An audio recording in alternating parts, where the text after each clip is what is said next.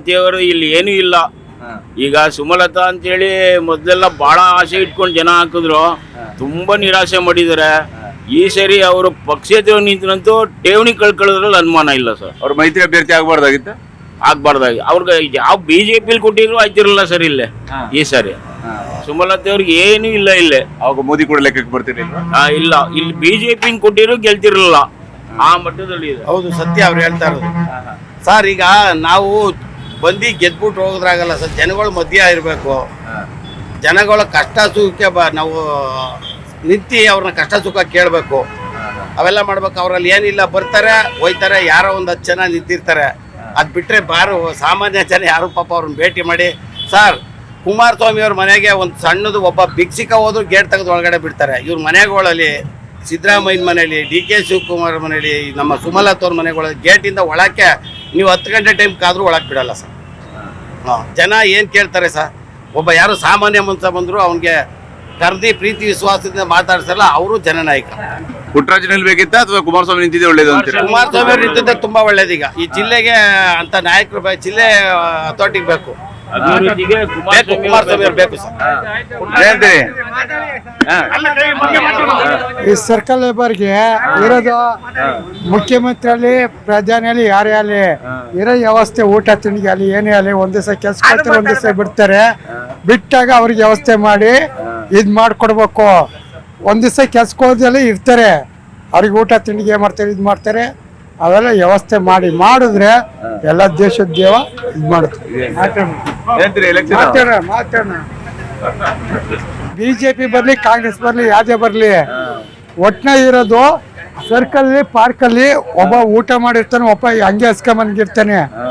ಮಂದಿರನಿಗೆ ಒಂದು ತಂದು ಕೊಡ್ಬೇಕಿಲ್ಲ, ಏನೋ ಒಂದು ವ್ಯವಸ್ಥೆ ಅವರಿಂದ ಸಹಾಯ ಮಾಡಲಿ, ಸರ್ಕಾರದಿಂದ ಸಹಾಯ ಮಾಡಲಿ. ಹೆಂಗಿದೆ ಎಲೆಕ್ಷನ್ ಇದೆಲ್ಲ? ಕುಮಾರಣ್ಣ ಸರ್, JDS ಕುಮಾರಣ್ಣ ಆವಾಗ್ಲಿಂದ JDS, ಈಗಲೂ JDS ನಾವು. ಖಂಡಿತ ಕುಮಾರಸ್ವಾಮಿ ನಿಂತಿರೋದು ಖುಷಿ ಆಗಿದೆ. ಖಂಡಿತ ಖುಷಿ ಆಯ್ತು ಸರ್. ಮೊದಲನೇ ಗೆಲುವು, ಕಾರ್ಯಕರ್ತರು ಗೆಲುವು ಆಗಾಯ್ತು. ಈಗ ಎಲೆಕ್ಷನ್ ಗೆದ್ದೇ ಆಯ್ತು, ನಾವು ಗೆದ್ದು ಅಂತಾನೆ ಅರ್ಥ. ನಮ್ಗೆ ಕಳ್ಸರ್ತಿ ಕುಮಾರಸ್ವಾಮಿ ಮಗ ಸೋತಿದ್ರಲ್ಲ ಇಲ್ಲಿ. ಸೋತಿದ್ರು ಸರ್, ಏನ್ ಮಾಡಿಕಾಗುತ್ತೆ? ನಾವು ಅವಾಗ್ಲೂ JDS ಮಾಡಿದ್ದು, ಸೋತಿದ್ರು. ಹೆಂಗಿದೆ ಎಲೆಕ್ಷನ್ ಇದೆಲ್ಲ? ಎಲೆಕ್ಷನ್ ಚೆನ್ನಾಗಿ ನಡೀತಿದೆ ಸರ್. ಇದೆಲ್ಲ ಮೋದಿ ಪರವಾಗಲ್ಲ ಇದೆ, ಹಂಗಾಗಿ ಕುಮಾರಸ್ವಾಮಿ ವಿನ್ ಆಗ್ತಾರೆ. ಮೋದಿ ಕಾರಣಕ್ಕಾಗ ಅಥವಾ ಕುಮಾರಸ್ವಾಮಿ ಅವ್ರ ಕಾರಣಕ್ಕಾಗ? ಅಲ್ಲ, ಮೋದಿದು ವರ್ಚಸ್ಸಿದೆ, ಕುಮಾರಸ್ವಾಮಿದು ವರ್ಚಸ್ಸಿದೆ. ಏನು ಕುಮಾರಸ್ವಾಮಿ ಅವ್ರ ಮೇಲೆ ವಿಶ್ವಾಸ ಇರುತ್ತೆ ಇವಾಗ? ಕಳೆದ ಬಾರಿ ಅವ್ರ ಮಗನ್ ಸೋಲ್ಸ್ಬಿಟ್ರಲ್ಲ ಇಲ್ಲಿ. ಬಿಜೆಪಿ ಅವ್ರಿಗೆ ಈಗ, JDS ನವ್ರಿಗೆ ಈಗ ಜ್ಞಾನೋದಯ ಆಗೈತೆ. ಹಂಗಾಗಿ ನಿಖಿಲ್ ಸೋಲ್ಸ್ಬಿಟ್ಟಿದೀವಲ್ಲಪ್ಪ, ಅವ್ರ ಅಪ್ಪನಾದ್ರೂ ಗೆಲ್ಸಮ್ಮ ಅಂತ ಅಂದ್ಬಿಟ್ಟು ಅವ್ರಿಗೆ ಜ್ಞಾನೋದಯ ಆಗೈತೆ. ಹಂಗಾಗಿ ಸ್ವಲ್ಪ JDS ನವರೀಗ ಒಗ್ಗಟ್ಟಿಂದ ಕುಮಾರಸ್ವಾಮಿಗೆ ಮಾಡ್ತಾರೆ. ನೀವೇನಂತೀರಿ? ನಾವು JDS, ಕುಮಾರಣ್ಣನಿಗೆ ಕುಮಾರಣ್ಣನಿಗೆ ಓಟ್ ಹಾಕೋದು. ಬಿಜೆಪಿ ಇಲ್ಲ, JDS ಎರಡು. ಕಾಂಗ್ರೆಸ್ ಇಲ್ಲ. ಸುಮಲತಾ ಅವ್ರನ್ನ ನಿರ್ಲಕ್ಷ್ಯ ಮಾಡಬಾರ್ದು. ಕುಮಾರಸ್ವಾಮಿ ಜೊತೆನಲ್ಲಿ ಕರ್ಕೊಂಡು ಹೋಗ್ಬೇಕು. ಮೈತ್ರಿ ಅಭ್ಯರ್ಥಿ ಅಂತ ಅಂದ್ಮೇಲೆ ಸುಮಲತಾ ಅವ್ರನ್ನು ಕೂಡ ಜೊತೆಲಿ ಕರ್ಕೊಂಡು ಹೋಗ್ಬೇಕು. ಯಾಕೆಂದ್ರೆ ಅವ್ರದೇ ಆದಂತ ವರ್ಚಸ್ ಇದೆ. ಸುಮಲತಾ ಅವ್ರು ಕೆಲಸ ಮಾಡೋರ ಮಾಡಿದ್ದಾರೆ, ಕೆಲಸ ಮಾಡಿದ್ದಾರೆ. ಸುಮ್ಮನೆ ಹೇಳ್ತಾರೆ ಸರ್, ಇವ್ರು ಮಾಡಿಲ್ಲ ಅಂತ ಅಂದ್ಬಿಟ್ಟಿದ್ರೆ, ನಮ್ಮ ಮಂಡ್ಯದಲ್ಲಿ ಯಾವ ಸಂಸದರು ಕೂಡ, ನಮ್ಮ ಲೋಕಸಭೆಯಲ್ಲಿ ಯಾವ ಅಧಿವೇಶನದಲ್ಲೂ ಕೂಡ ಮಾತಾಡಿಲ್ಲ. ಅದ್ ಮಾದೇಗೌಡರು ಆಗ್ಬೋದು, ಅಂಬರೀಷ್ ಆಗ್ಬೋದು, ಯಾರೇ ಆಗ್ಬೋದು, ಪುಟ್ಟರಾಜು ಆಗ್ಬೋದು, ಯಾರೇ ಆಗ್ಬೋದು, ಇವರು ಪ್ರತಿ ಸದನದಲ್ಲೂ ಕೂಡ ಮಾತಾಡಿದ್ದಾರೆ. ಜಿಲ್ಲೆ ರೈತರ ಪರವಾಗಿ, ಕಾವೇರಿ ಪರವಾಗಿ ಮಾತಾಡಿದ್ದಾರೆ. ಆದ್ರೂ ಏನೋ ಗೊತ್ತಿಲ್ಲ, ಸುಮಲತಾ ಅವ್ರ ಬಗ್ಗೆ ಭಾರಿ ವಿರೋಧ ಐತಿ ಇಲ್ಲಿ. ಯಾಕೆಂದ್ರೆ ಅವರು KRS ಸುತ್ತಮುತ್ತ ಅಕ್ರಮ ಗಣಿಗಾರಿಕೆ ನಡೀತಲ್ಲ ಸರ್, ಅದ್ರ ವಿರುದ್ಧವಾಗಿ ಒಂದು ದೊಡ್ಡ ಮಟ್ಟದಲ್ಲಿ ಹೋರಾಟ ಕೊಟ್ರಲ್ಲ. ಹಂಗಾಗಿ ಇಲ್ಲಿ ಕೆಲವು ಲೋಕಲ್ ಲೀಡರ್ಗಳಿಗೆ ತಡ್ಕೊಳಕ್ ಆಗ್ತಾ ಇಲ್ಲ. ಯಾಕೆಂದ್ರೆ ಅವ್ರ ಆದಾಯ ಎಲ್ಲ ಮೈನಸ್ ಆಗ್ಬಿಟ್ಟೈತೆ. ಹಂಗಾಗಿ ಸುಮಲತಾ ಅವ್ರನ್ನ ವಿರುದ್ಧವಾದ ಒಂದು ಅಲೆ ದೊಡ್ಡ ಮಟ್ಟದಲ್ಲಿ ಇದೆ. ಹಂಗಾಗಿ ಚುನಾವಣೆಯಲ್ಲಿ ಅವರು ತಟಸ್ಥವಾಗಿ ಉಳಿದು ಬಿಡೋದೇ ಒಳ್ಳೇದು. ಇಂಡಿಪೆಂಡೆಂಟ್ ಆಗಿ ನಿಲ್ಬಾರ್ದು. ಅವರು ನಿಂತ್ರೆ ಇವರೆಲ್ಲ ಸೇರಿ ಸೋಲಿಸ್ಬಿಡ್ತಾರೆ ಸರ್. ಬಿಜೆಪಿ ನಲ್ಲಿ ಇದ್ದಾರೆ ವಿರೋಧಿಗಳು, JDS ನಲ್ಲಿ ಇದ್ದಾರೆ, ಕಾಂಗ್ರೆಸ್ ನಲ್ಲಿ ಇದ್ದಾರೆ ವಿರೋಧಿಗಳು. ಹಂಗಾಗಿ ಇವ್ರು ಅಂಬರೀಷ್ ಅಭಿಮಾನಿಗಳು ಏನ್ ಮಾಡ್ತಾರೆ ಈ ಸಲ? ಅಂಬರೀಷ್ ಅಭಿಮಾನಿಗಳು ಏನು ಮಾಡಕ್ಕಾಗಲ್ಲ ಸರ್. ಅವ್ರು ಇಂಡಿಪೆಂಡೆಂಟ್ ಆಗಿ ನಿಂತ್ರೆ ಅದು ಒಂದ್ ಸೈಡ್ ಆಗ್ಬಿಟ್ರೆ ಕಷ್ಟ ಆಯ್ತದೆ. ಹಂಗಾಗಿ ಮೋದಿ ಅಲ್ಲೇ ಇರೋದ್ರಿಂದ ಈಗ ಅಂಬರೀಷ್ ಅಭಿಮಾನಿಗಳು ಎಲ್ಲ ಪಕ್ಷದಲ್ಲೂ ಇದ್ದಾರೆ. ಸುಮಲತಾ ಅವ್ರ ಮೈತ್ರಿ ಅಭ್ಯರ್ಥಿಯಾಗಿ ಗೆಲ್ತಿದ್ರ ಇಲ್ಲಿ? ಖಂಡಿತ ಗೆಲ್ತಾ ಇದ್ರು ಸರ್, ಖಂಡಿತ ಗೆಲ್ತಾ ಇದ್ರು. ಈಗ ರಾಮನಗರದಲ್ಲಿ ಇವ್ರಿಗೆ ಯಾರವ್ರು ಮಂಜುನಾಥ್ ಅವ್ರು ಬಿಟ್ಕೊಟ್ಟಿಲ್ವಾ JDS ನವರು? ಹಂಗ್ ಬಿಟ್ಕೊಡ್ಬೋದಾಗಿತ್ತಿಲ್ಲ.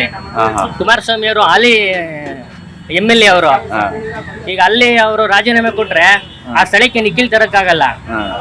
ಇವ್ರಿಗೆ ಯೋಗೇಶ್ವರ್ಗೆ ಬಿಟ್ಕೊಡ್ಬೇಕು, ಅಲ್ಲಿ ಉಪಚುನಾವಣೆ ನಡೀತದೆ. ಹಂಗಾಗಿ ಕುಮಾರಸ್ವಾಮಿ ಅವ್ರಿಗೆ ಬಿಟ್ಕೊಡ್ಬೋದಾಗಿತ್ತು. MP ಸುಮಲತಾ ಬಿಟ್ಕೊಟ್ಬಿಟ್ಟು ನೆಕ್ಸ್ಟ್ MLAಗೆ 7-7 JDS ನಿಲ್ಬೋದಾಗಿತ್ತು. 7-7 JDS ನಿಲ್ಬೋದಾಗಿತ್ತು. ಸ್ಟಾರ್ ಚಂದ್ರದು ಸ್ಟಾರ್ ಕಿತ್ಕೊಂಡ್ಬಿಡ್ತಾರೆ ಸರ್ ಇವರು. ನಮ್ಮ ಮತದಾರ ಕಿತ್ಗಳಲ್ಲ, ಅವ್ರು ಸುತ್ತ ಇದ್ದಾರಲ್ಲ ಅವರೇ ಪಾಪ ಸ್ಟಾರ್ ಕಿತ್ಕೊಂಡ್ಬಿಡ್ತಾರೆ. ಸ್ಟಾರ್ ಕಿತ್ಕೊಂಡ್ಬಿಡ್ತಾರೆ. ಗ್ಯಾರಂಟಿ ಎಷ್ಟು ಮಟ್ಟಿಗೆ ಬಂದಿದೆ? ಗ್ಯಾರಂಟಿ ಯಾರಿಗ್ ಬೇಕಾಗಿತ್ತು ಸರ್? ಯಾರಿಗ್ ಬೇಕಾಗಿತ್ತು ಗ್ಯಾರಂಟಿಗಳು? ಇವೆಲ್ಲ ಕೆಲ್ಸಕ್ಕೆ ಬರ್ದಿರೋ ಗ್ಯಾರಂಟಿಗಳು. ಇನ್ನು ಇಂದಿರಾ ಗಾಂಧಿ ಕಾಲದ ಗ್ಯಾರಂಟಿಗಳೆಲ್ಲ ಇನ್ನು ಈ ಕಾಂಗ್ರೆಸ್ ಇದೆ, ಇನ್ನೂ ಹೊರಗ್ ಬಂದಿಲ್ಲ. ಕಾಂಗ್ರೆಸ್ ಇನ್ನೂ ಈ ಗ್ಯಾರಂಟಿ ಬಿಟ್ಬಿಟ್ಟು ಹೊರಗ್ ಬರ್ಬೇಕು, ದೇಶ ಅಭಿವೃದ್ಧಿ ಮಾಡ್ಬೇಕು. ಇನ್ನೂ ಗ್ಯಾರಂಟಿನಲ್ಲೇ ಸಾಯ್ತಾರ ಅವರು.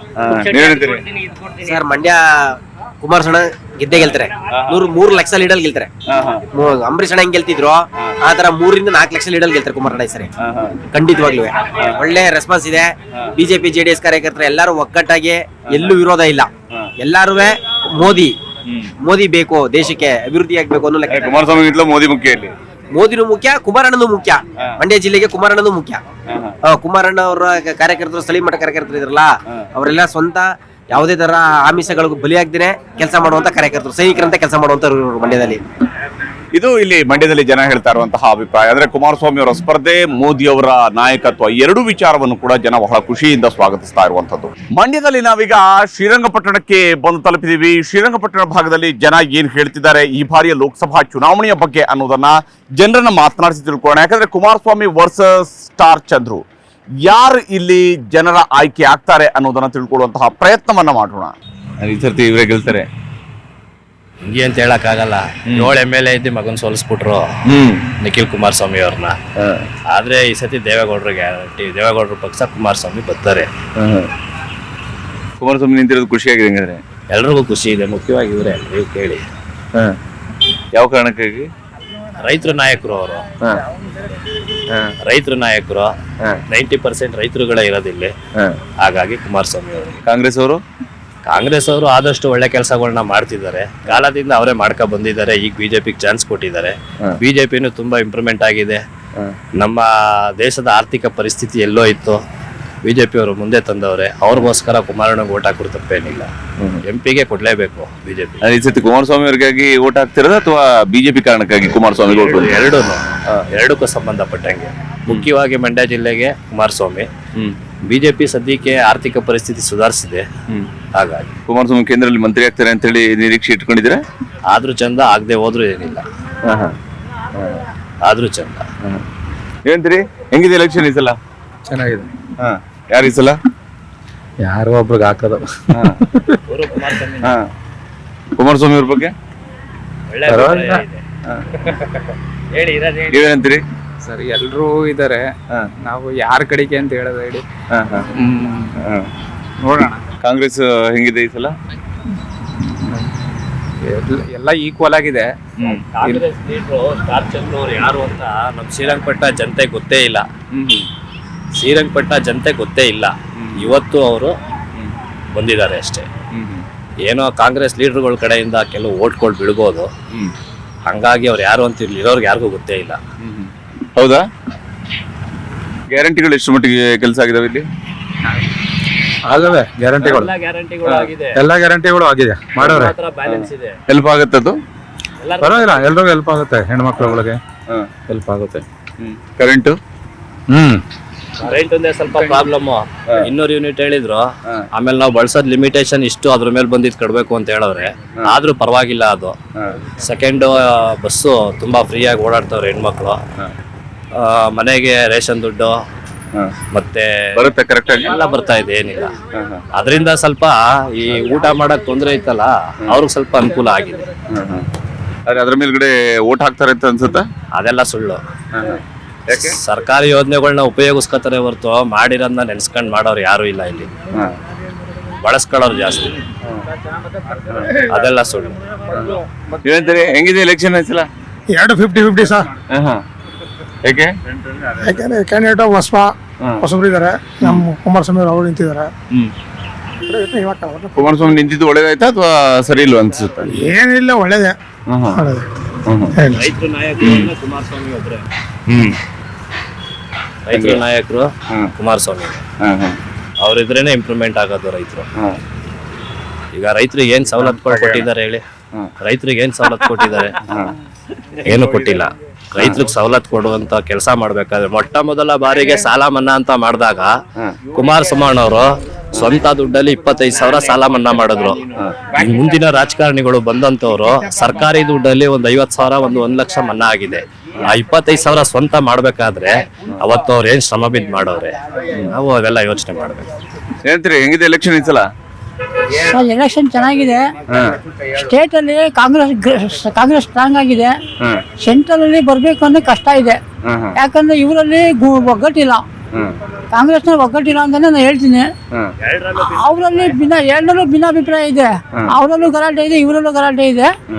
ಒಟ್ಟಿನಲ್ಲಿ ಟೋಟಲ್ ಹೇಳಿದಾಗ ಅವರು ಸ್ವಲ್ಪ ಬರ್ತಾರೆ. ಮಂಡ್ಯದಲ್ಲಿ ಯಾರಾಗ್ತಾರೆ ಈ ಸಲ? ಮಂಡ್ಯದಲ್ಲಿ ಕುಮಾರಸ್ವಾಮಿ ಅವರು ಇದ್ದಾರೆ. ಕುಮಾರಸ್ವಾಮಿ ನಿಲ್ಕೋತಾ ಇದ್ದಾರೆ. ಅವರೇ ಬರ್ಬೋದು ಅಂತ ನನ್ನ ಅಂದಾಜು. ಅವ್ರ ಮಂಡ್ಯದಲ್ಲಿ ಖುಷಿಯಾಗಿದೆಯಾ ಅಥವಾ ಬರಬಾರದಾಗಿತ್ತು ಅನ್ಸುತ್ತಾ? ಇಲ್ಲ, ಅವ್ರು ಖುಷಿಯಾಗಿದೆ. ಇವಾಗ ಅವರು ಬಿಜೆಪಿ ಜೊತೆ ಹೊಂದಾಣಿಕೆ ಮಾಡ್ಕೊಂಡಿರೋದ್ರಿಂದ ಅವರು ಮೋದಿಯವರ ಮನವೊಲಿಕೆ ಪ್ರಕಾರ ಇವರು ಮಂಡ್ಯದಲ್ಲಿ ನಿಲ್ಬೇಕಾಯ್ತದೆ. ಇವರು ಅದೇ ಪ್ರಕಾರ ನಿಂತ್ಕೋತಾರೆ. ಗೆಲ್ಲೋ ಸಾಧ್ಯತೆನೂ ಇದೆ. ಅದೇ ಕಳಿಸಿರ್ತೆ ಅವ್ರ ಮಗನ ಸೋಲ್ಸಿದ್ರಲ್ಲ, ಕಳಸಲಿಗೆ ಆಗೋದು ಸರ್. ಈ ಸಲ ಅವರು ರಾಜ್ಯಾಧ್ಯಕ್ಷರು. ಅವ್ರು ನಿಂತಿರೋದ್ರಿಂದ ಅಲ್ಲಿ ಮಂಡ್ಯದಲ್ಲಿ ಟೋಟಲಿ ಅಭಿಮಾನಿಗಳು ಇದ್ದಾರೆ. ಹೋಸಲದ ಹೆಂಗೋ ಆಯ್ತು. ಇವಾಗ ಹೋಸ ಸುಮಲತಾ ಅವ್ರು ಬಂದು ಏನಂತ ಹೇಳ್ಕೊಳ್ಳುವಂತ ಕೆಲಸ ಮಾಡಿಲ್ಲ ಅವರು. ಸುಮಲತಾ ಅವ್ರು ಈ ಸಲ ಗೆಲ್ತಿರಲಿಲ್ಲ. ಇಲ್ಲ, ಈ ಸಲ ಗೆಲ್ತಾ ಇರ್ಲಿಲ್ಲ. ಈ ಸಲ ಏನ್ ಮಾಡಿದ್ದಾರೆ, ಈ ಸಲ ಏನ್ ಮಾಡಿದ್ದಾರೆ ಅನ್ನೋದು ಮುಖ್ಯ. ಕುಮಾರಸ್ವಾಮಿ ಅವ್ರು ಗೆಲ್ತಾರೆ ಸರ್ ಈ ಸಲ. ಕನ್ನಡಿಗರ ನೆಚ್ಚಿನ ನ್ಯೂಸ್ 18 ಕನ್ನಡ ಈಗ ವಾಟ್ಸ್ಆಪ್ ನಲ್ಲೂ ಲಭ್ಯ. ಕರ್ನಾಟಕ, ದೇಶ ವಿದೇಶಗಳ 360 ಡಿಗ್ರಿ ಸುದ್ದಿಯ ವಿವರಗಳನ್ನ ನಿಮ್ಮ ಕೈ ಬೆರಳುಗಳಲ್ಲೇ ಪಡಿಲಿಕ್ಕೆ ಈ QR ಕೋಡ್ ಅನ್ನ ಸ್ಕ್ಯಾನ್ ಮಾಡಿ, ನಮ್ಮ ಚಾನಲ್ ಫಾಲೋ ಮಾಡಿ, ನೋಟಿಫಿಕೇಶನ್ ಆನ್ ಮಾಡಿ.